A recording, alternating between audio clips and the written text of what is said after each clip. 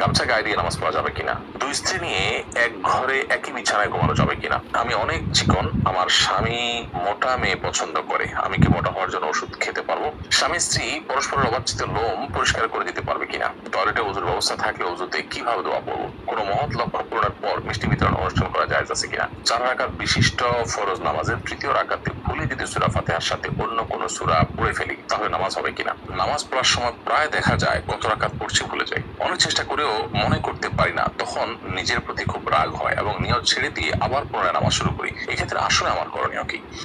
সাবের আহমেদ আপনি লিখেছেন, কোনো মহৎ লক্ষ্য পূরণের পর মিষ্টি বিতরণ অনুষ্ঠান করা জায়েজ আছে কিনা, লক্ষ্য বাস্তবায়ন হলো সেজন্য আপনি খুশি হয়ে কিছু করলেন, এটাতে নাজায়েজ কোনো কিছু নেই, কারণ এটাকে কেউ ইবাদত হিসেবে করছে না, এটা সামাজিক কালচার হিসেবে করছে, আল্লাহর নেয়ামতের শুকরিয়া হিসেবে করছে, বিধায় এটা মুবাহ এবং জায়েজ কাজ। এরপরে অনজিলা খাতুন আপনি লিখেছেন, আইডি থেকে 4 রাকাত বিশিষ্ট ফরজ নামাজের তৃতীয় রাকাতে ভুলে যদি সূরা ফাতিহার সাথে অন্য কোনো সূরা পড়ে ফেলি তাহলে নামাজ হবে কিনা, 4 রাকাত বিশিষ্ট ফরজ নামাজের তৃতীয় রাকাতে সূরা ফাতিহার পর অন্য কোনো সূরা আপনি পড়ে ফেললে নামাজ হয়ে যাবে, নামাজ হবে না, ব্যাপারটা সেই লেভেলের না। কনিকা হোসাইন আপনি লিখেছেন, টয়লেটে ওযুর ব্যবস্থা থাকলে ওযুতে কিভাবে দোয়া পড়বো, টয়লেটে ওযুর যদি ব্যবস্থা থাকে তাহলে সেক্ষেত্রে ওযুর দোয়া তো টয়লেটে পড়তে পারেন না, যেহেতু আল্লাহর নাম সেখানে আছে, এই জন্য আপনি বাইরে দোয়া পড়ে তারপর ভিতরে ঢুকে হাত দিয়ে ওযু শুরু করে দিলেন, অর্থাৎ ঠিক টয়লেটে বাহির থেকে দোয়াটা পড়ে নিয়ে আপনি ভিতরে চলে গেলেন, অথবা দোয়া মনে মনে পড়লেন। ফারিহা আহমেদ আপনি লিখেছেন, আমাদের এক প্রতিবেশী সপরিবারে ঢাকায় থাকেন, তাদের বাড়ির সামনে কিছু গাছ আছে যেগুলোর ফল খাওয়ার কেউ নেই, ফলগুলো পড়ে নষ্ট হয়ে যায়, সেই গাছ থেকে ফল পেড়ে খাওয়া আমাদের জন্য জায়েজ হবে কিনা, যদি গাছের ফল পড়ে নষ্ট হয়ে যায় এবং মালিক সেটা সংরক্ষণ করবার কোনো ব্যবস্থা না রাখেন, বরং ওপেন রাখেন, কোনো বেড়া না দেন ইত্যাদি, এবং বোঝা যায় তার আচরণ থেকে যে সেইগুলো এগুলোর ব্যাপারে তার কোনো ইয়ে নেই, আগ্রহ নেই, তাহলে সেক্ষেত্রে সেটা অবশ্যই অন্যদের জন্য খাওয়া জায়েজ হবে। এমনি ফারুক আপনি লিখেছেন ইউটিউব চ্যানেলে, আমি অনেক চিকন, আমার স্বামী মোটা মেয়ে পছন্দ করে, আমি কি মোটা হওয়ার জন্য ওষুধ খেতে পারবো, যে পুরুষ আইডি থেকে সম্ভবত কোনো বোন আপনি প্রশ্ন করেছেন। মোটা হওয়ার জন্য, মোটা তাজা হওয়ার জন্য কোনো ঔষধ গ্রহণ করলে সেটি যদি স্বাস্থ্যের জন্য ক্ষতিকর দিক থাকে তাহলে ডেফিনেটলি সেটি গ্রহণ করা যাবে না, কারণ মানুষ নিজের স্বাস্থ্যকে ধ্বংসের দিকে ঠেলে দেওয়ার মতো কোনো কাজ করলে সেটি ইসলামের দৃষ্টিকোণ থেকে জায়েজ হয় না, সেটা গুনাহের কাজ হয়, বিধায় এটি করা যাবে না। আবার সেই সাথে এও আমাদের মাথায় রাখতে হবে যে মোটা হওয়া এটা তো আসলে কোনো ভালো জিনিস না, তুলনামূলক ভাবে একটু আপনার খুব বেশি চিকন হলে সেটা যাতে না হয়, সেটা যদি চান কেউ, তাহলে সেক্ষেত্রে খাবার দাবার খাদ্যাভ্যাস সেগুলো একটু পরিবর্তন করলেই হয়তো পরিবর্তন হতে পারে, সেই পন্থাটা আপনি অবলম্বন করতে পারেন। আর যদি কোনো ওষুধে সাইড এফেক্ট না থাকে, সাধারণত এই সমস্ত ওষুধে সাইড এফেক্ট থাকেই থাকে,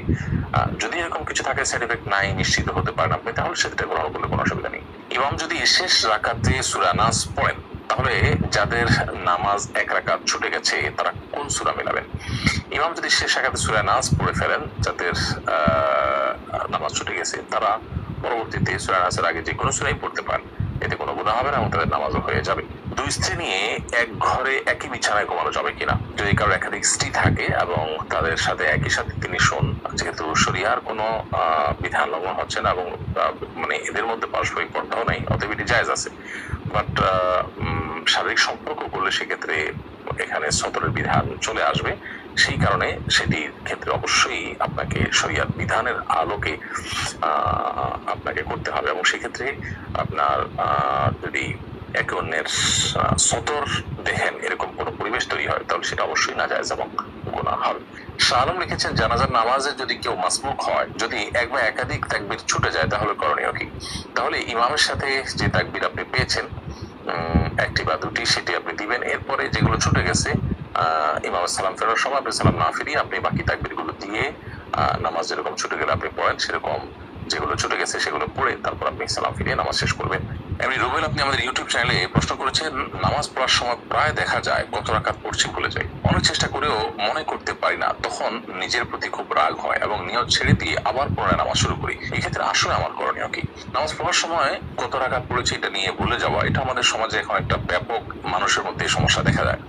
এবং এই সমস্যার মূল কারণ হলো যে আমাদের মনোসংযোগ এখন আর আমরা কোথাও খুব বেশি সময় ধরে রাখতে পারি না, এটা বড় ধরনের একটা অবনতি আমাদের বলতে পারি। তো এর কারণে কোনো কাজে সফলতা পাওয়া অনেক কঠিন হয়, কারণ মনোসংযোগ ছাড়া কোনো কিছুতে মানুষ অগ্রসর হতে পারে না। এই পর্যায়ে আপনি যদি নামাজের মধ্যে মনোযোগ ধরে রাখতে চান, তাহলে সেক্ষেত্রে নামাজের মনোযোগ ধরে রাখার উপায়গুলো আপনাকে অবলম্বন করতে হবে। মোবাইল ইত্যাদির ব্যস্ততা নামাজের অনেক আগে থেকে বন্ধ করে ফেলতে হবে। নামাজের পূর্ণ মনোযোগী হওয়ার চেষ্টা করতে হবে। প্রতিটা রুকুন খুব দীর্ঘ সময় নিয়ে করার চেষ্টা করতে হবে। কি করছি কি বলছি নামাজে সেগুলো বুঝে বুঝে করার চেষ্টা করতে হবে। এগুলো লক্ষ্য রাখতে হবে ইনশাআল্লাহ। এখন কত রাকাত পড়েছেন এটা যদি আপনি দ্বিধায় পড়ে যান, তাহলে সেক্ষেত্রে আপনি দেখবেন আপনার মনের প্রাবল্য কোন দিকে হয়। যদি আপনার মন কোনো একটাকে সায় দেয় যে আমার মনে হচ্ছে এইটা হওয়ার সম্ভাবনা অনেক বেশি, অর্থাৎ ধরা যাক 3 এবং 4 নিয়ে সন্দেহ হচ্ছে, তো 4 হওয়ার সম্ভাবনা বেশি, তাহলে আপনি 4কেই ধরে নেবেন এবং শেষে সিজদায় দিয়ে নেবেন। আর যদি আপনার মনে হয় 3 হওয়ার সম্ভাবনা বেশি, তাহলে 3কে আপনি ধরে নেবেন, 3 ধরে সিজদায় দিয়ে নেবেন। আর যদি 3 এবং 4 নিয়ে সন্দেহ হয় এবং আপনি ঠিক মাঝামাঝি পর্যায়ে দাঁড়িয়ে থাকেন, 3 বা 4 কোনো দিকে আপনার মনের ঝোঁক বেশি না হয়, আপনি একেবারে ঠিক মাঝখানে দাঁড়িয়ে থাকেন, কোনো দিকেই মন ঝুঁকছে না, তাহলে সেক্ষেত্রে আপনি কমটা ধরে নেবেন। 3 ধরে নিয়ে আপনি নামাজ শেষ করে শেষে সিজদা দিয়ে নেবেন। এমনি কাবির আপনি লিখেছেন, আল্লাহর রাস্তায় দানের ক্ষেত্রে কোন খাত উত্তম? আপনি আল্লাহর জন্য যদি দান করতে চান, তাহলে সাদকা জারিয়া, যে দান দীর্ঘমেয়াদে থাকবে, তার উপকারিতা, সেটাতে আপনি দিবেন। এরপর যেটাতে দানের প্রয়োজনটা অনেক বেশি থাকবে, কোথাও মসজিদের নিড অনেক বেশি থাকতে পারে, কোথাও টিউবওয়েলের নিড বেশি থাকতে পারে, যেখানে যেটা নিড বা প্রয়োজনটা বেশি থাকবে সেটাকে আপনি প্রায়োরিটি দিয়ে দান করবেন। অনেকে প্রিয় মানুষের কবরের পাশে নিজের কবর দেওয়ার জন্য ওসিয়ত করেন, পাশাপাশি 2 কবরের বাসিন্দারা কি পরস্পরকে দেখতে পারেন? তারা কি পরস্পরের মধ্যে কথা বলতে পারেন? দেখুন, কবরের পাশাপাশি থাকার মধ্যে বাহ্যিক দৃষ্টিকোণ থেকে কোনো কল্যাণ নেই, এবং কবরের পাশাপাশি কবরের লোকের সাথে আলাপ সালাপ করার, যোগাযোগ করার কোনো সুযোগ আছে কোন হাদিসের আলোকের কোনো কিছুও বোঝা যায় না। এটা জাস্ট সন্তানরা বা অন্যরা যখন জিয়ারত করবে, পাশাপাশি দেখে পাশাপাশি দোয়া করার সুযোগ পাবে, জাস্ট এই জায়গা থেকে হয়তো মানুষ বলে থাকেন, এছাড়া কোনো উপকারী দিক এটা নাই আসলে সেভাবে। স্বামী স্ত্রী পরস্পরের অবাঞ্ছিত লোম পরিষ্কার করে দিতে পারবে কিনা? যেহেতু স্বামী স্ত্রীর মধ্যে কোনো পর্দা নেই, বিধায় তারা যদি কেউ একে অন্যকে এই কাজটি করে দিতে চান, বিশেষ করে বার্ধক্যে বা অসুস্থ হয়ে গেলে অংশ প্রয়োজন হয় বা স্বাভাবিক অবস্থা যদি করে দেন, সেটি কোনো গুনাহের বিষয় নয়। আব্দুর রহমান লিখেছেন, গামছা গায়ে দিয়ে নামাজ পড়া যাবে কিনা? নামাজ তো হয়ে যাবে, কিন্তু অবশ্যই ত্রুটিপূর্ণ হবে, নামাজের কোয়ালিটি নষ্ট হবে, কারণ আপনি গামছা গায়ে দিয়ে নিশ্চয়ই গুরুত্বপূর্ণ ব্যক্তির সঙ্গে সাক্ষাৎ করতে যাবেন না, এটা আপনার নামাজের যে মর্যাদা সেটাকে নষ্ট করে। অনেক